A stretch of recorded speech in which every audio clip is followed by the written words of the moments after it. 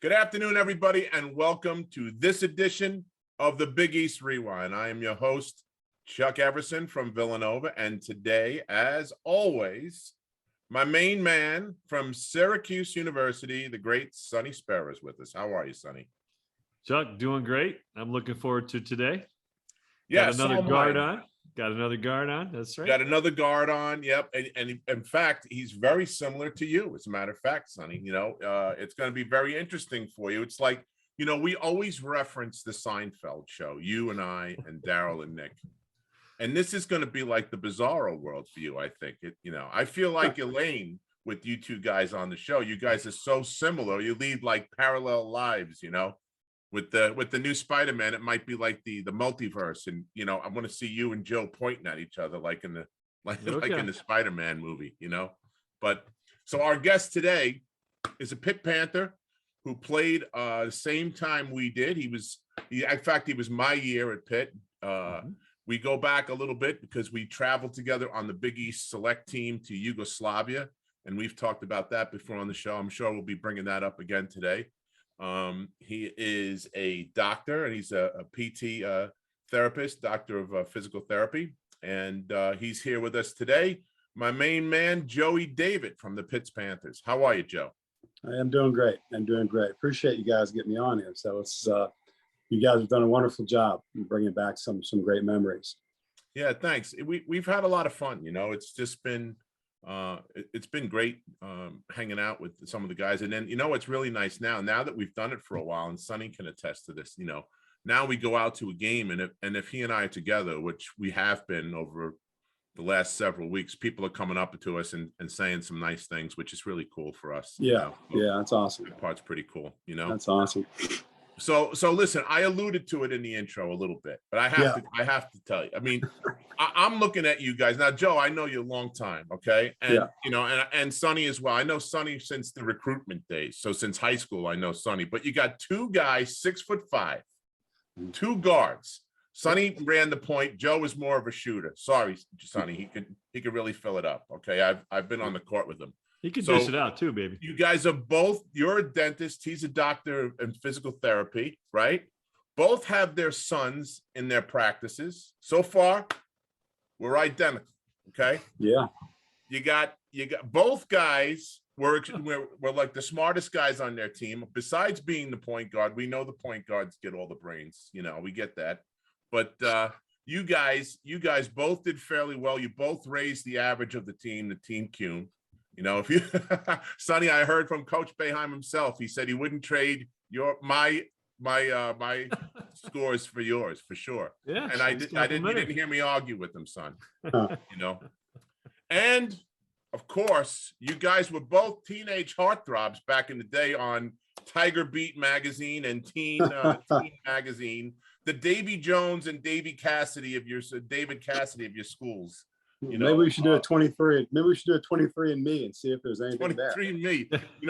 You guys were like, rocks. Everybody loved you guys. So I don't know if that was because of the short shorts or just because you were two good looking guys. I don't know, but it seemed that you had a lot of fans back when we were playing. Yeah, it was a lot of fun. It was a lot of fun back then. A lot of fun. Chuck, I don't think Joey got the gray hair memo though, man. He did not. I think he My missed the memo, man. Listen, he's got a full head. That's good because we haven't had a lot of those guys. We can go down the list, but at least we all still got it. Yeah. So Joe, let's kick it off. Let's get into this. Talk to me about where you started. I know you came in from Western PA, right? So talk about your roots in the game, how you started, how you developed your love for the game, and how you got to Pittsburgh. Well, I was born in Pittsburgh, and my father was the high school basketball coach at Chartiers Valley High School. TJ McConnell came from Chartiers Valley. It's just down the street. And so I grew up in the gym. My dad started studying theology when I was about 10. He became an Orthodox priest in 1976, and when I was 12. And our first church that he was assigned to was in Terre Haute, Indiana. Now there's some things you probably never knew about me. So his first church in Terre Haute, Indiana, and lo and behold, Indiana State's there. And there's this guy, Larry Bird, at Indiana State that we went and watched play. And he had just come over from Indiana, and that's where I fell in love with basketball. I mean, we went to the Holman Center, 3,000 people, seats 10,000. Bird has 35 the first night. I'm an impressionable seventh grader. I'm like, this is the greatest player in the world. My dad's like, look, the dude had a good night. You know, maybe he's not that good. Next night, 40 some, next night, 30 some, 20 some. And so I watched him play for 2 years. But the greatest thing I think that ever happened to me, guys, was that in the summertime, I went to the boys club every day and I worked out, whether it was basketball, boxing, ping pong, whatever it was. My dad would drop me, it would be Bird. And with Steve Reed, who's the point guard, Bob Heaton, all those guys. And I was Bird's rebounder. So I was there every day, and he'd say to me, hey, let's go, rebound some shots for me. I'd rebound 700 shots for him, 600 shots for him. And I think that being there and see, everybody thinks they're a hard worker until they see somebody work hard, right? But seeing Bird shoot that many, and I wanted to be good, I think helped me so much, because I may have just went out for a half hour or 45 minutes and shot some basketball and went home. But I wanted to get my 700, my 1,000, my 800 shots up. And that helped me a whole lot. So my love of basketball came from Indiana. My father was transferred back here to Pittsburgh. We lived in the church's home. And it was in a suburb of Pittsburgh, Upper St. Clair, a kind of a well-to-do area. So everybody thought I was some rich kid, but I surely wasn't. And played at Upper St. Clair and got some good looks, had a hell of a 5-star basketball camp in the summer, and got a lot of people looking at me, and rest is history. You know, Seth Greenberg recruited me to go to Pitt. I didn't want to play at Pitt. They were in the Eastern 8. I could have played in the ACC. I wanted to play in the Big Ten. I verbally committed to Ohio State. But then he came back to me during baseball season and told me that they joined the Big East. And I thought that was really cool to be on TV and let everybody watch you play. And I could play right here at home. I wasn't overly thrilled with the head coach, Coach Chipman. I like somebody on the other guys a little bit better, but I kind of attached myself to Seth Greenberg and went to Pitt. So that's how I ended up at the University of Pittsburgh. So the Big East was a turning point for you going to Pittsburgh. The Big East, my freshman year, like Chuck, our freshman year was the first year in the Big East, at least for Pitt. I'm sorry, not for Chuck. So my freshman year was the first year. I was Pitt's first Big East Rookie of the Week, Pitt's, all that kind of stuff, because it was our first year. I had just watched, Carolina and Georgetown play in that national championship. And lo and behold, the next year I'm guarding Fred Brown, and they're right in front of you. So it was kind of cool. Oh, no, but my point is that what you're saying is because Pitt went to the Big East, that closed the deal for it. No doubt.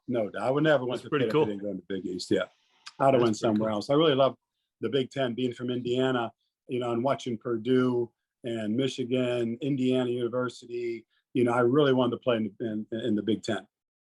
So when you're in Indiana, you had to like Hoosiers. Does that bring back like just memories? Yeah. It was just fantastic being there. And people, if you haven't experienced it, I remember my dad coming to an 8th grade game or a 7th grade game, and the lady saying to him, hey, do you have a season ticket? My dad's like, no, I just want to come watch my son play. I need a ticket to get in here, So it was a Sarah Scott Junior High. Greg Oden went there, Scott Junior High. But a really wonderful place to really, if you loved basketball, which, I think was wonderful for me coming from Western Pennsylvania, where it's more of a football area, to be out there and see people appreciate basketball was awesome. Now, where did baseball come in? Because your dad said, I read a couple of things say that you were a pretty good baseball player too. Yeah, I played baseball all my life, and I had offers to play baseball too. I was supposed to play at Pitt in the spring, and I never really did. That first year, as you guys know, that first year of college basketball, man, it's a long year. And the team was down in Panama City. Baseball team was in Panama City. I was getting back from the Big East, and I remember telling the coach, his name was Bobby Lewis, I said, Coach Lewis, maybe next year. This year, I just want to kind of relax this year, but next year never came. I never did it. So kind of regretted it.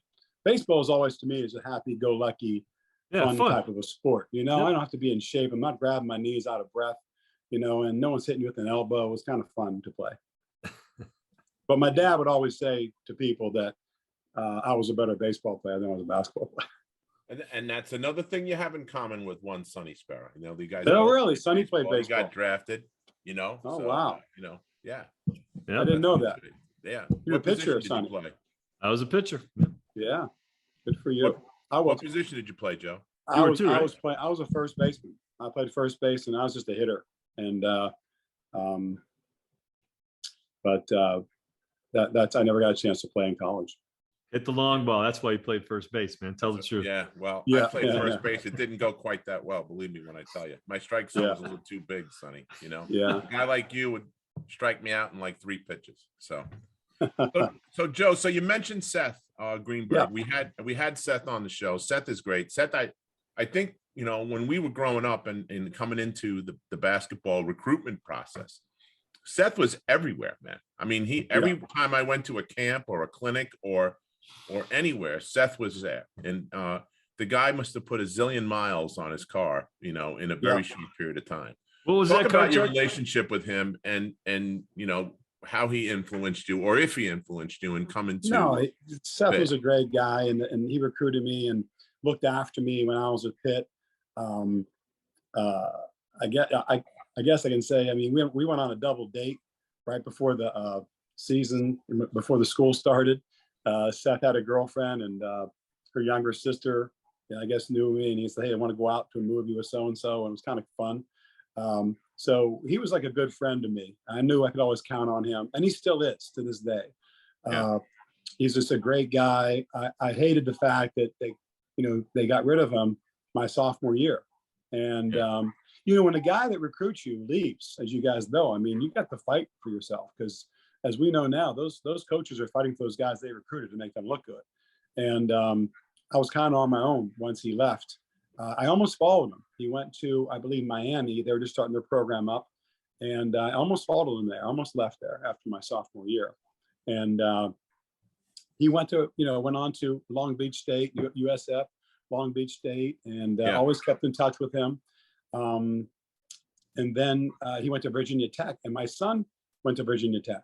So when I went to VT, I'd always go down and see Seth and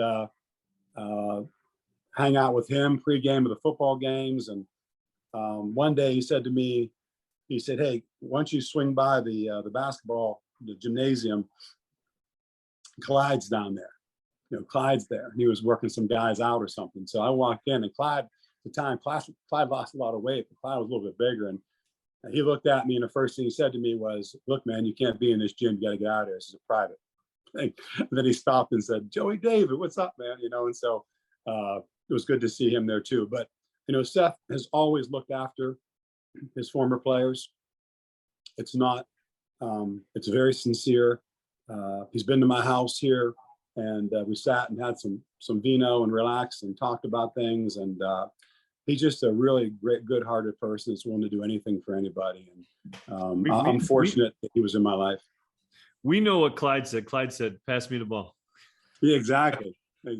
Clyde is a character. We had him on, and he might have had the greatest line ever on the history of the show. He said he said that he was talking with Gene Waldron. He said, "You just give me the ball. You can get yourself an assist, but I'm getting the bucket." He said, "You just give me the ball and you get an assist. You're good." That's no gray area, man. No gray area. Yeah, Clyde's a good guy. Clyde's a good guy. I mean, when I first went in there, I mean, he literally just told me, "Look, this ain't high school, man. You got to pass me the ball. You can't shoot the ball every time you touch the basketball. Pass me the ball." And then, of course, over the years, great. I dribbled the ball down the court and I made a pass, and I just went back and played D. I knew I was never coming back. He made sure he got to all the young guys to let them know that, I get the rock, He did. So, he did. That's how he got 2,000 plus points, Joe. Yep. But he was good, though. He was good. Oh, he was good. Very good. Oh, he was. Yeah. So, Joey, talk about your dad, because your dad had played at Pitt as well.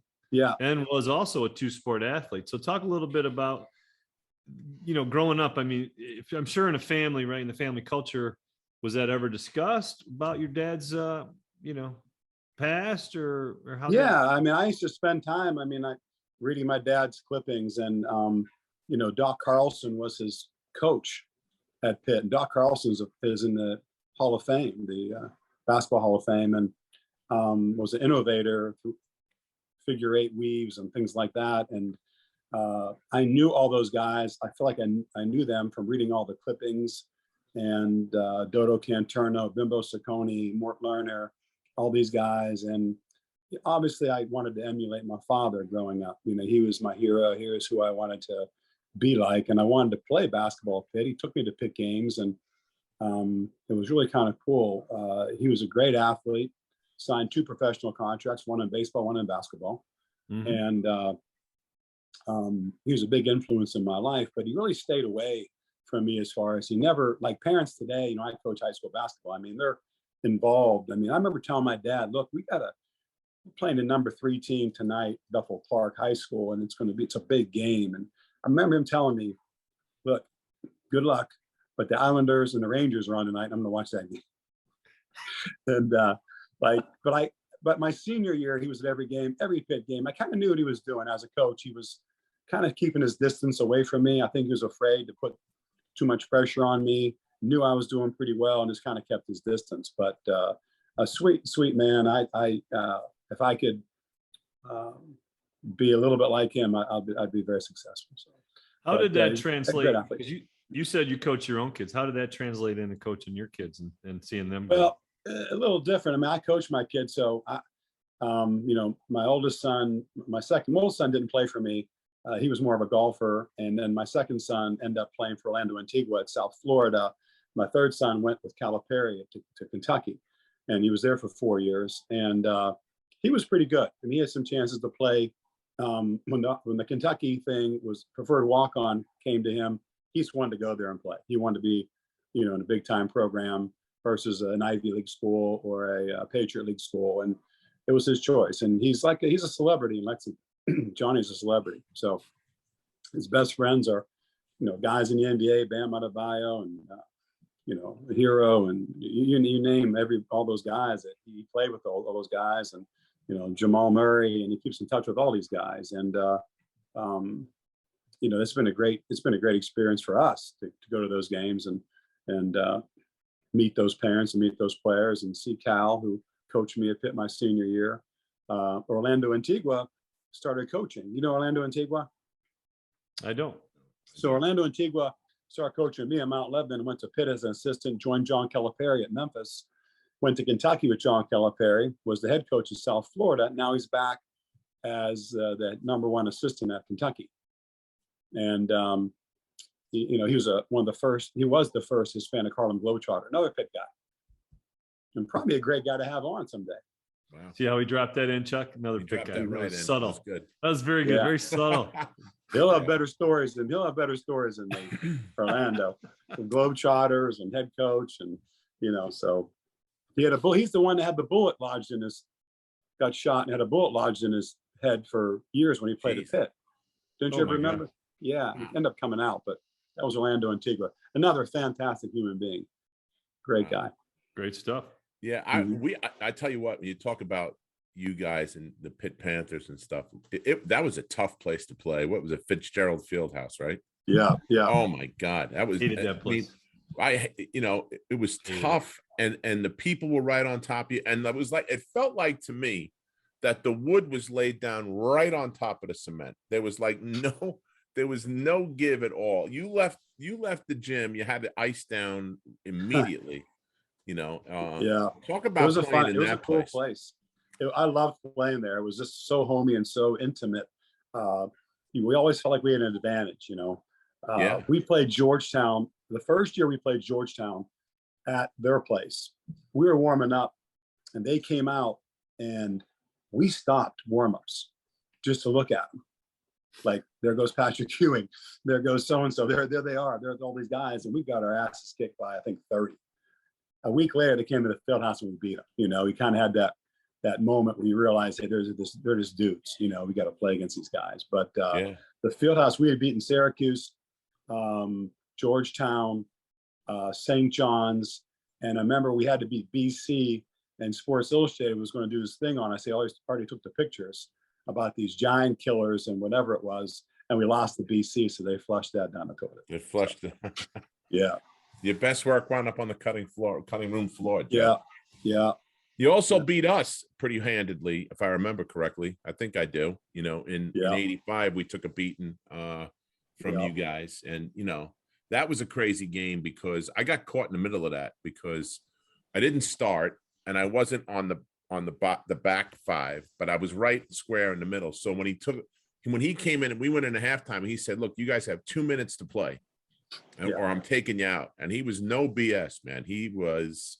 When he said it, he meant what he said. And 2 minutes went in, and he took everybody out and put the second team in, and they got the MVP. The Chevrolet Player of the Game was given to the second team on our. We didn't give it to one. They didn't give it to one guy. To give it to the whole second team. So Joey, talk about any experiences you got with Rolly. Well, there's a lot right there, you know, Sonny. First of all, that game was fantastic. That game was a great game, and I've used that game so much. Both in coaching, we lost to a rival team by 20 the last game of the year. And I walked into that locker room and I said, you know, we're going to win the Western Pennsylvania championship because we just got our asses kicked. And I was on the team that beat Villanova in 1985, and they went on to win a national championship because of that game. And this is that same type of a game where you're going to come to practice the next day, you're going to pay attention and do all sorts of, you know, you're locked in, you're focused. And I think that's probably what it did for you, and it does for teams that when that happens. Yeah. I've also used Mass's move where I've yanked my guys out and sat them on a bench, and it's helped us go on to bigger and better things. But my best story with Mass Mino was, you know, my freshman year, and I can't say the F word on here, but I'll just use I'll use the word freak instead, you know, and you know, I'm taking the ball out, and Chuck, it was at that whatever you called it, it was the field house. I mean, the cat house, they called it. The cat house. It was at the cat house. Now it's called Nevin. Now it's the Nevin. Students they're like, your knees were in your back, right? And I'm taking the ball out of bounds right in front of Massimino, right in front of the bench. Dick Paparo, who's a big time referee, many Final Fours, was there. Yeah. And Massimino's dropping the F-bomb to Dick Paparo, like, Dick, what the kind of freaking call is that? And Paparo's listening to this, and I'm listening, and I'm like, and I'm this naive little freshman, right? And I said to Paparo, I said, hey, he can't talk to you like that. That's a technical foul. And Massimino looked at me and says, you freaking little freshman, don't you ever freaking come into my freaking place and tell me what the frick to say. And I looked at Paparo like, there's evidence there. Look, that's a T. And Paparo said, just play the freaking game to me. You dropped the ball. And I learned right then and there, like, you can talk to guys like that. I didn't know you could kind of use that language. And but Massimino put me in my place. He put me in my place right away. I always, you know, our coaches didn't like each other. Chipman and Massimino didn't get along at all. Yeah, I don't know what that was all about. I know they didn't, you know. It was about the Doug West thing. Oh, right. Okay. And he was coming and not coming, and I remember that. But I always had great respect for him.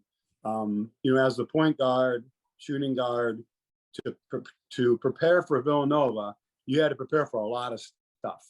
He used to mix it up a lot. You know, we knew going to Syracuse, they're going to sit in the 2-3 zone, right? We knew Georgetown was going to bring the man-to-man pressure, but Villanova could throw a few different things at you, and you had to be ready for it. And he always kept us on our toes. So really nice coach. And I always was envious about how you and Jensen and those guys referred to him with reverence. You know, that was always kind of cool, and how much you guys loved that guy. So. Yeah, he was a special guy. But to your point, when we played defense, we played multiple defenses on one possession. So like on the third pass, we would go from like a 1-3-1 trap to a 2-3, and then go from a 2-3 or go from 2-3 to a man-to-man. So you had to be on top of it all the time. Otherwise, you know, you get passed by, and that's it. You know. But it was hard. It was always hard to prepare for. You know. Yeah. And you guys were always good. You had so many great players there, and I got a chance to spend some time. You know, I get an opportunity. I work with Tim. You know who Tim Gergerich is?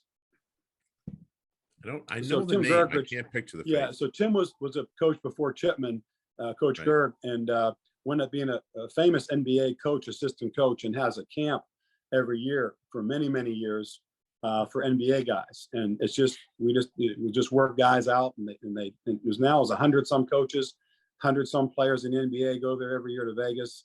But I've been invited out there for the last 9 years, and I've got a chance to work with and see like Archie Diacono, Ryan Archidiacono, and Jalen Brunson and these guys. And it's kind of cool, to see. And they're good guys, and they're really good guys, and they're hell of a players. And I mean, they just keep cranking them out there at Villanova. I mean, Jay's done a wonderful job. Yeah, Jay took everything he learned from Rolly and just took it up another level, So yeah, he's done a good job. And those guys all know who we are and everybody else who played, so they all come over to practice and say, hey, thanks for coming to watch us play, and that kind of stuff. Awesome. It's that kind of environment, So it's that culture. That culture is fantastic. Yeah, and it makes for a lot of fun for the older guys now too. You can go back and hang out like you're part of it still, which is really nice. You were going to say something. I'm sorry. Care to share any Coach Boeheim stories? Coach Boeheim, I have any Coach Boeheim stories. I can't think of many Coach Boeheim stories. He was always very nice to me, always very kind. Syracuse was a special place. Always 10 feet of snow, 30,000 people up there. My best story in Syracuse has to do with Dick Vitale. We lost to you guys. I don't know what year it was, but we went down to the library bar. Yep. Remember the library? Yeah, the library. At So we the go hotel. down the library now. Now I'm 21. Right by Hotel Syracuse. Yeah, and I'm 21 or 22, and beers. What are beers at the library? Like $6.50 or $6 back in the 80s, what it was. And so me and Mick Lasevich, remember Mick Lasevich? I do. So Yeah, me and Mick Mick went down, and somebody sent us over 4 tall drafts. Okay, like complimentary, like, hey, they were Pitt people there or whatever. And I remember Vitale coming over and saying, hey, what are you guys doing? I'm like, and Mick Lasevich loved his beer. He loved his beer more than I. He's like, we're drinking these beers. And Mick and Vitale said to the waitress, these are athletes. They don't drink beer. Please send these back. And I thought Mick Lasevich was going to take his head off Dick Vitale. But that was at the Matt almost the library. That's that. It's funny. I forgot about that place. Yeah, crying. the library. That was downtown. That was a popular coaches hangout. Yeah. And that was one of 3 games in my 4 years that I did not participate in. And so I went down there thinking, screw it, man. I didn't play me. What's he going to do? Bench me if he sees me at the bar? You know what I mean? We never really had rules. I don't know if you guys ever did, but we never had rules to say that you can't go down and have a drink here or a drink there. But we had curfews. But did you guys have those rules? We Curfews had. It depended on the time. Like we had them at times, and then all of a sudden they were gone, and then they came back. And then he had them, and then Pearl said, I'm done with this. And then we dropped those rules. And so we had a blending. Yeah. We had some rules, and then we had some not rules. So yeah. Listen, if you were told to be somewhere at a certain time and you weren't there, I felt bad for you because he'd bring buckets out on the court and everything, and you'd have to run until basically you filled up the buckets, Yeah, so. we had it a little easier than that. That's probably why you guys beat our ass. Yeah. Yeah, he was no joke, The one thing I'll say about Mass is he let us be kids, and if kids make mistakes, 18, 19, 20-year-old kids, everybody makes their mistakes, but he let us be kids. And when you made a mistake, you paid the piper, and that's the way it goes. But at least he let us go out there. And if we messed up, we messed up. It was one of those things, you know what I'm saying? Yeah. It was good. Hey, that Joey, way. What are speaking of places you played, right? I know that BC had the Roberts Center, that little small gym. Right. I think Seton Hall, I don't know if you played them at Walsh Gym or another gym. Sure. They had this small gym. What are some of the places and memories that you got that just stick in your mind today, especially as a coach? Well, Boston College started that at Roberts Center. Every time I touched the ball, they'd start that Joey. Really? Oh, and as soon as I passed it, do you remember that? They did that to Harold Presley too. They killed him. As soon as I passed the ball, they'd stop. They were so good at it. It was pretty impressive, And I remember, I think, going 0 for 5 or something like that. And then the next year thinking, I'm going to get these guys. Then it started picking up. I go to Seton Hall and they do the same thing. Then I made it some shots and it kind of died down. But that was hard to play in those places. I loved playing in big places. I loved playing in the Dome. I loved playing. We played in the New Orleans Dome. What's that called down there? Superdome. Superdome for the Sugar Bowl Classic, which was kind of cool. But I love playing in the big places. I remember, even playing at with the St. John's Arena. Yeah, Alumni Arena. Alumni Arena. Yep. I remember people yelling out, "Joey, does your mom know you're playing up here with the big boys?" And people screaming stuff at you, and you love that. West Virginia was very hard to play at. In the Coliseum, that was kind of a local rival type of a game for us. It was a big rival in the Eastern 8, and it kind of held on to it when we played in the Big East. They'd love to beat us down there. But I never played in the Boston Garden. Always wanted to play there. I thought that'd be kind of cool to play there. I remember at Villanova. How about the year, Chuck? Do you remember the year that had the big snowstorm and Dick Gavitt had to do the play-by-play, and both teams. I remember you guys and Pickney. You guys had to push our cars out of the lot as a group. Both Pitt and Villanova players came together trying to get cars out of the lot. We're pushing cars out. You talk about college kids and beverages that they drank. School was closed, but you guys were already at the St. David's Inn right down the street. So we were going to play. The referees were there. You guys were there. They said, "Screw it, let's play," and they let everybody in. And all the students had off. They were, they would get hammered. So it was the most raucous crowd that we ever had in that place, and that place got pretty wild. It did. And then the roof came off when Dwayne McClain went over Matt's head, Miklasevich, and put one down on him pretty good. And the whole roof was going to come off at that point. You didn't have any shot when you went to that game. There was no way. That may have been the first poster of the posterizing dunks. Oh yeah. That was on the cover of the Philadelphia paper the next day. That was on the front page. Yep. And it was a nasty look. I know you guys have put it up. I've seen it before, and it was a nasty look. Yeah. But there was one game. I think I told you the only game I never wanted to play in 4 years was at Villanova, and we were staying at the hotel right near the Spectrum out there near the airport, and I met Twisted Sister and Iron Maiden. Okay. So I'm in the lobby and it's snowing and it's starting to snow, and these dudes were high as a kite, and I just kind of befriended them. We're just bull crapping and talking, and we're sitting in the lobby, and girls were coming in the hotel and falling down on the floor when they saw these guys. And these guys probably hadn't showered for a week, but they were Twisted Sister and Iron Maiden, right? And they said, "Look, you got to come with us. Come to this concert tonight. We'll hang out."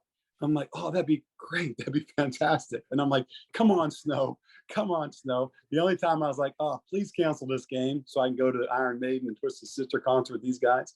But they didn't cancel. So I went over and played. So Chuck, when you said he's a rock star, he's a true rock star. He is a rock star. I told you. He's really a rock star. I told you. That never happened to me. That never a scenario like that. It's funny who you come across, right? When you're on the road like that all the time. Oh yeah.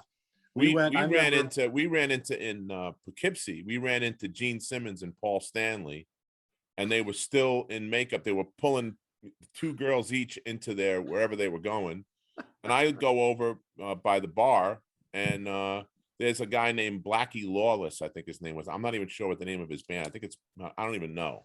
And the guy had tats from here to here on both arms, on his neck, everywhere, and Massimino comes on and goes, "What the hell are you doing? What the hell? Get the hell out of here with this guy." He starts yelling at me to get rid of. And meanwhile, we're just talking about rock and roll and stuff. It wasn't anything crazy. Hey, Chuck, how about us in Providence when Bobby Brown, what's that group called? New Edition. New Edition, yeah. Was it New Edition? Yeah, Bobby Brown was part of New Edition. Yeah, Bobby Brown. So you remember that? We were at the Providence Hotel, and those guys had a concert. And oh, really? And the place was packed with people that day too. And these little dudes got off the bus. They're about 5'5", in bathrobes and with these huge guards. And it was always kind of neat being on the road and seeing who he would see, So you're alluding to the fact that we played together overseas in Yugoslavia, and our camp, Sonny, was set up at Providence.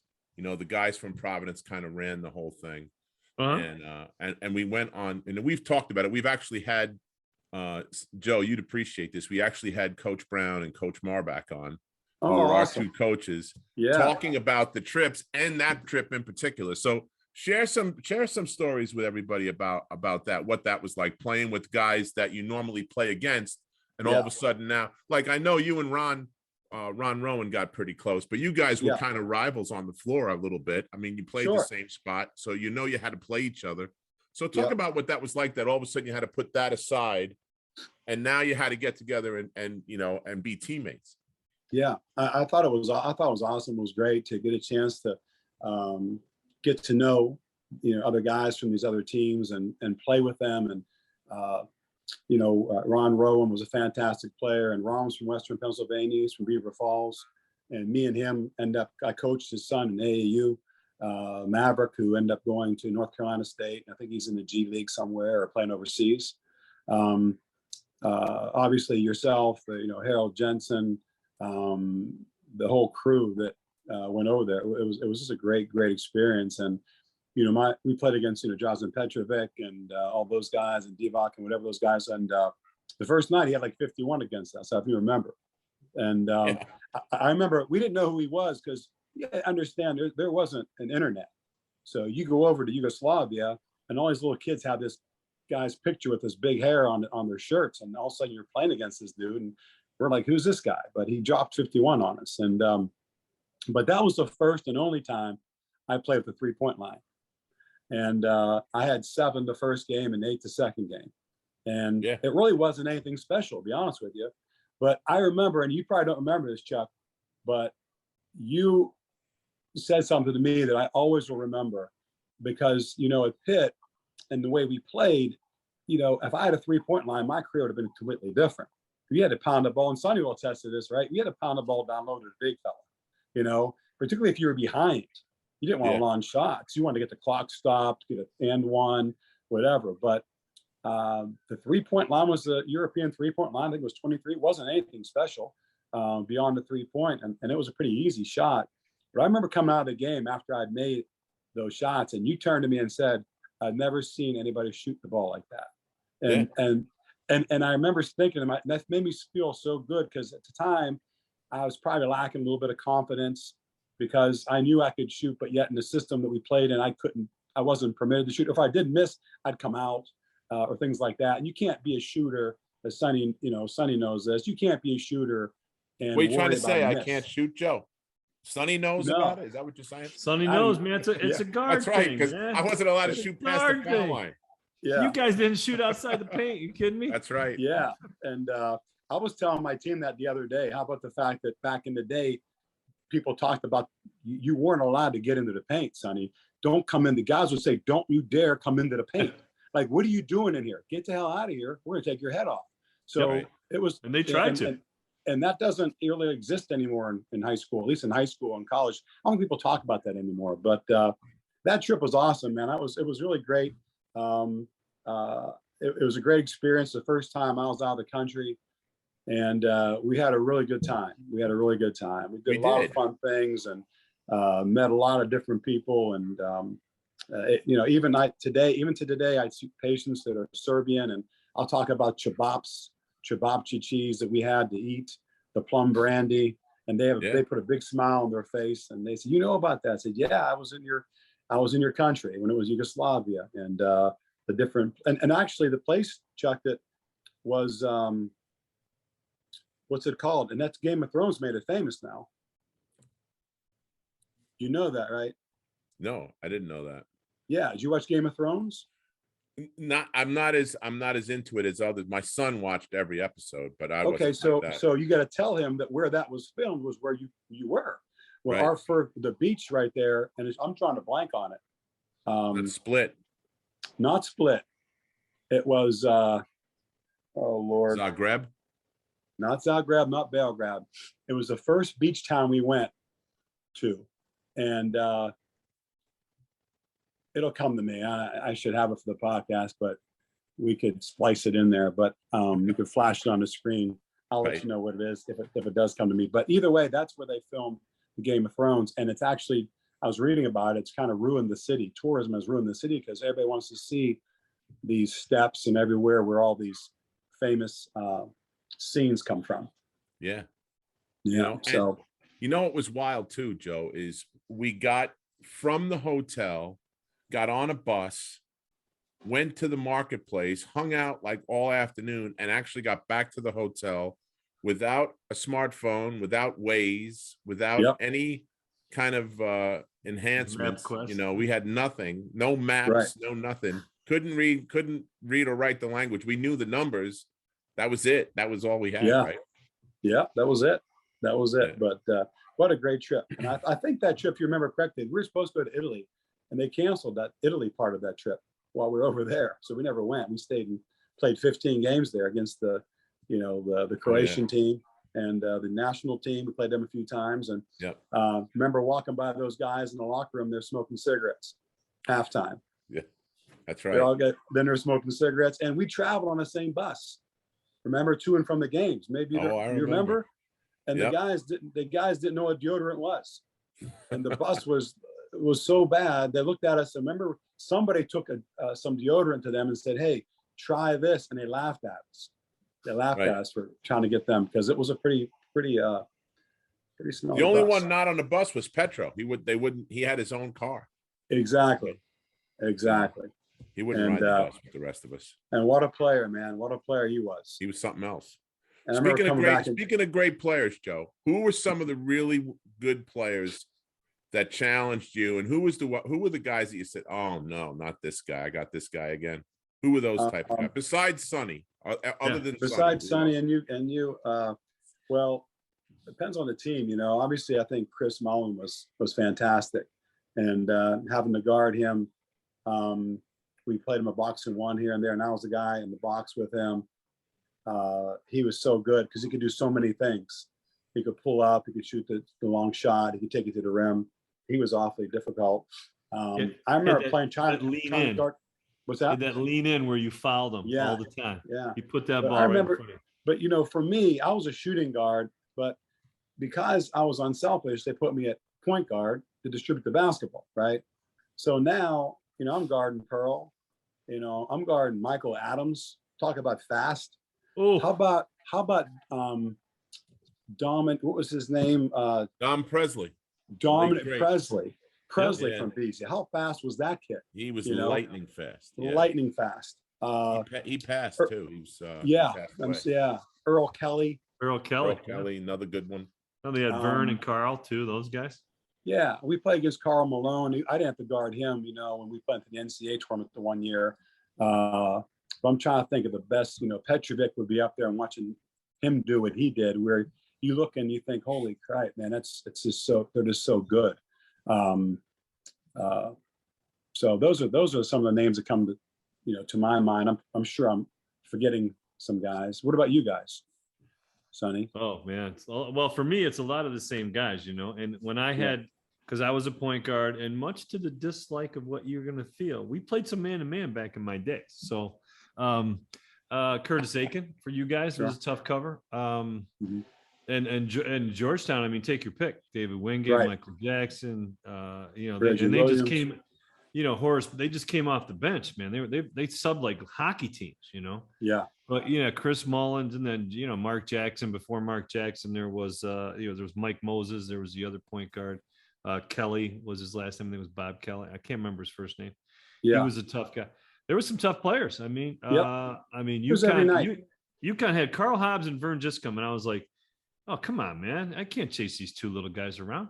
No, there definitely was no nights off. I mean, and how about McLean for Villanova, and then you had Gary McLean, Wilbur was that the other guy? Yeah, Dwight's Wilbur, shooting guard. Yeah, he could shooting guard.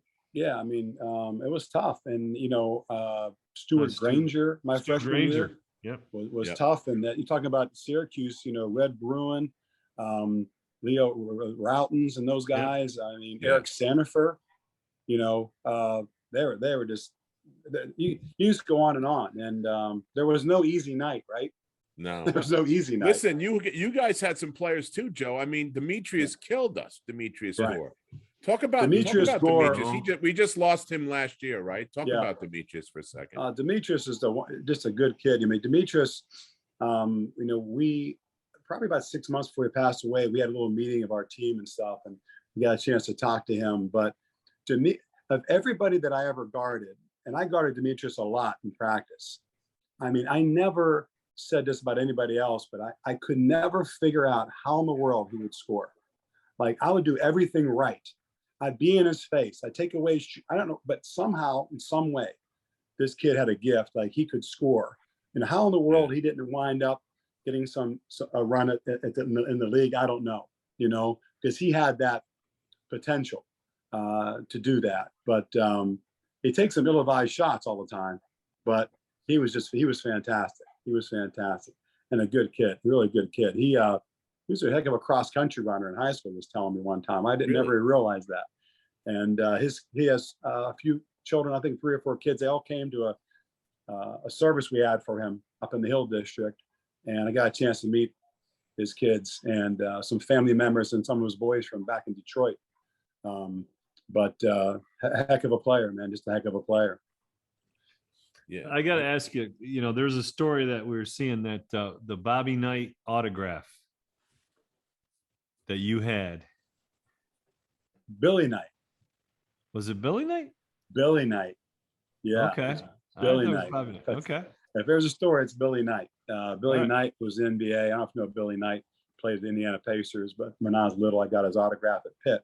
And he now is the head of the Hall of Fame committee, and I'm on that committee, and I get a chance to see him and talk to him a lot. And I tell him all the time, I said, "You're my man. You're the man." And he was a fantastic player for Pitt. Yeah, it's Billy Knight. Bobby Knight never met. And wasn't recruited by Indiana, but I remember my dad telling me that he'd never want me to go there and play there. Although I think I could have, handled all that crap. Mm-hmm. Yeah. So So with your Pittsburgh, what is the alumni? How is the alumni in Pittsburgh? Is it a strong group? Like, because how the culture is at Villanova. yeah, We've had the same coach for 46 years.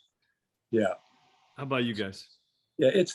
It's not that way. I wish it was. I think Charlie has done a fantastic job of trying to bring us together. Keith Armstrong has really been our go-to leader. Where we just had I couldn't make it yesterday, but he'll have a Zoom meeting and invite everybody to come and talk. And we sit like this and we tell stories and it brings back so many memories because you forget so much, right?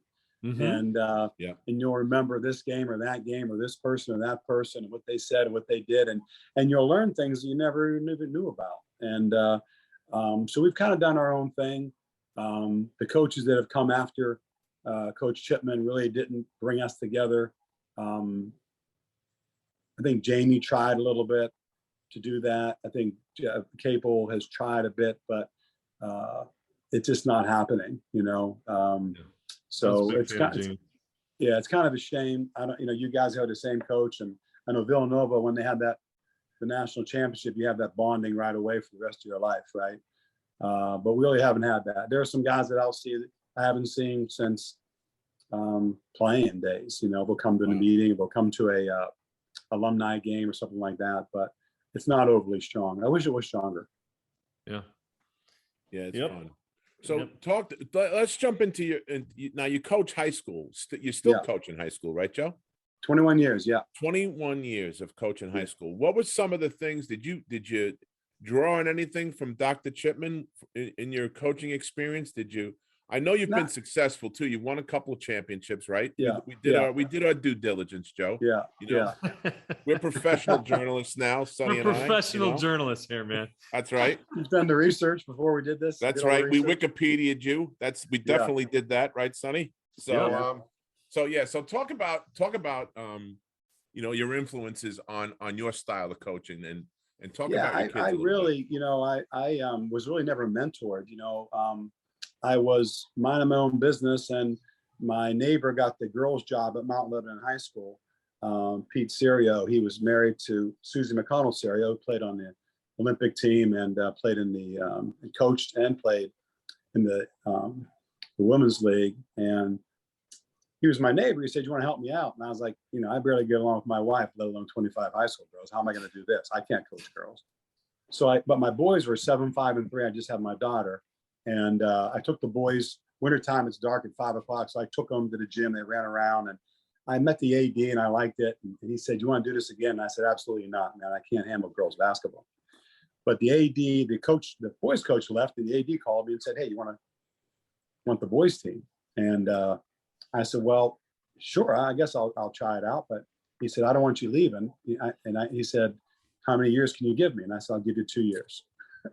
And that's been 21 years. That's a long-term contract, 2 years right there. Yeah, 21 years. And it's been awesome. I got a chance to, the community here is wonderful, and the relationships you meet. My first class is 40 years old. Wow. I mean, some of these guys have, more grade than I do, and, they have kids, and, the rewards in coaching, you get to sit down with some of these young men, and they've had issues or problems, marital problems, family problems, and they want to come talk to you. "Hey, coach, you have a minute? Hey, coach, you want to meet for lunch? Hey, coach, can we have some dinner? Can I come over to the house? I have a new girlfriend. I want you to meet her." And that's really the reward, that maybe that you've done a decent job. It's not the wins and the losses. It's that. And it's been very rewarding for me.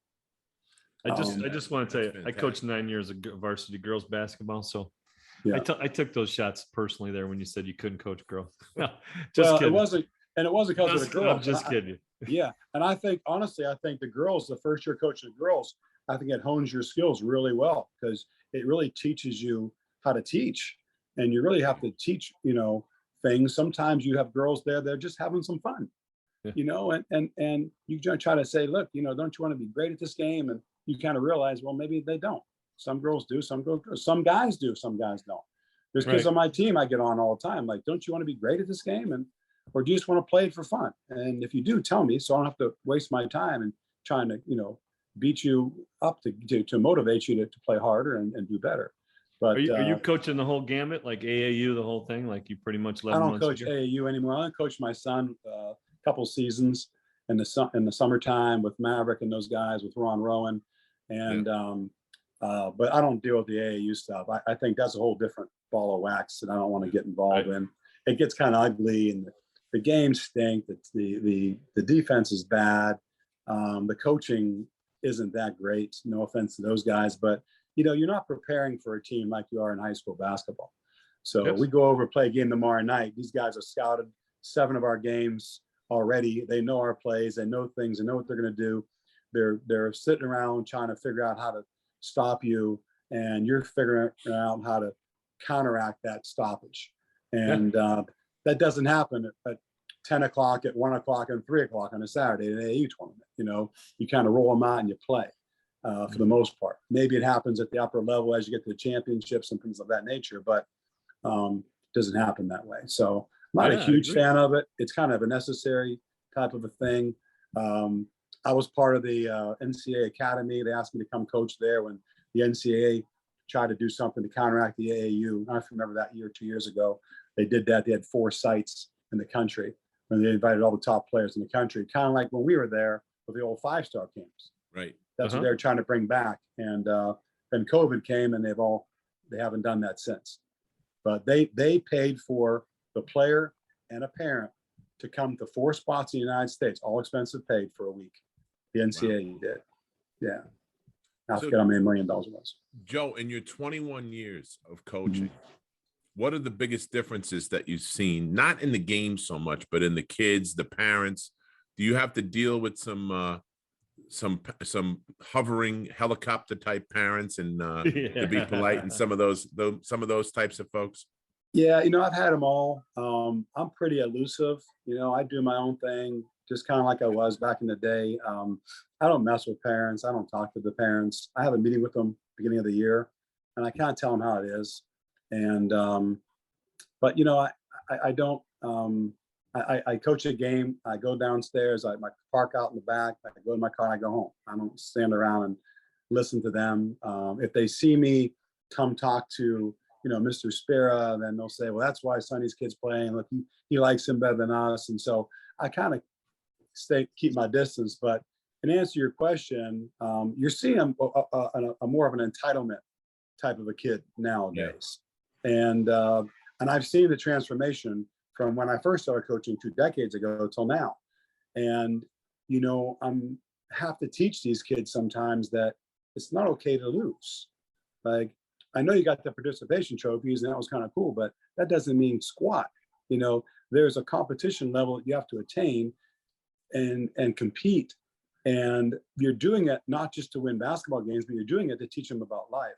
Right. Because once they get out there and they expect that there's going to be something given to them and there's not, then they have these problems and these issues. And it's because they've been kind of catered to all their life. So you see a lot of that. And I've read a lot of books on entitlement and how to get through that and how to coach through that. And it's helped me out a lot, but it's a different approach. You can't just scream and holler and yell at these guys and, you know, put them on the line all the time, because it just doesn't work real well. You kind of have to find some reasons for them to compete, you know. And I mean, they'd play pickup games and walk off the court after a loss, and you couldn't tell who the winning team was and who the losing team was. And, you know, so we have to put something on it. You know, we play. What are we playing for? You know, a line drill, a 17, whatever. What are we playing for? So we're always competing. We're always doing that in practice. And I think over the course of, you know, our culture, that kind of builds that competition level up in them. And also, you know, Chuck, I talked to him about entitlement. And I talked to him about, you know, why entitlement is not good for them. And listen, you know, I got the opportunity to spend some time with Coach Wood and John Wood through a mutual friend in Mount Lebanon. I go out there every year, and we talked about this same thing. And I remember him saying to me that every parent wants their kids to play, and they should want their kids to play. And it should bother them if they're sitting on the bench. And he said to me, so what are you going to do about that?